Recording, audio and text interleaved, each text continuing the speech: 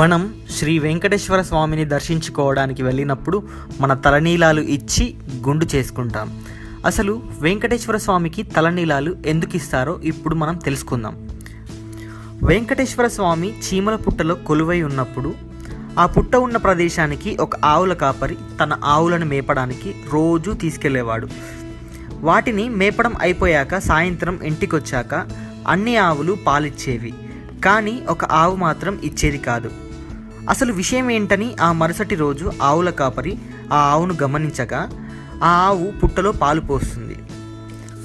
ఆవు రూపంలో ఉన్నది బ్రహ్మ, పాలు స్వీకరించేది వెంకటేశ్వర స్వామి అని తెలియక ఆ ఆవుల కాపరి గొడ్డలితో ఆవును కొడుతుండగా పుట్టలో ఉన్న వెంకటేశ్వర స్వామి బయటకు వచ్చి ఆ దెబ్బను ఆయన స్వీకరిస్తాడు.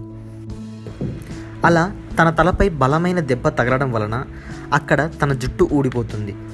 ఆ విషయం తెలిసిన నీలాదేవి స్వామివారి దగ్గరికి వచ్చి తన జుట్టును కొంచెం తొలగించి దానిని స్వామివారికి జుట్టు ఊడిపోయిన చోట అతికిస్తుంది. అప్పుడు స్వామివారు తిరిగి ఆయన అందమైన రూపాన్ని పొందుతారు. సంతోషంతో వెంకటేశ్వర స్వామి నన్ను దర్శించడం కోసం వచ్చిన భక్తులు నా పేరుతో నీకు తలనీలాలు సమర్పిస్తారని నీలాదేవికి మాటిస్తాడు. అప్పటి నుంచి భక్తులంతా గుండు చేయించుకుంటారు.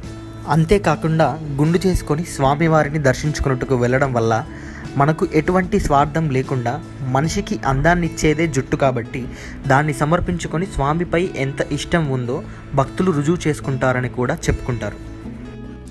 ఫ్రెండ్స్, మీకు ఈ వీడియో నచ్చినట్టయితే లైక్ చేయండి, షేర్ చేయండి. మరిన్ని ఇంట్రెస్టింగ్ వీడియోస్ కోసం నా ఛానల్ని తప్పక సబ్స్క్రైబ్ చేయండి. Thanks for watching.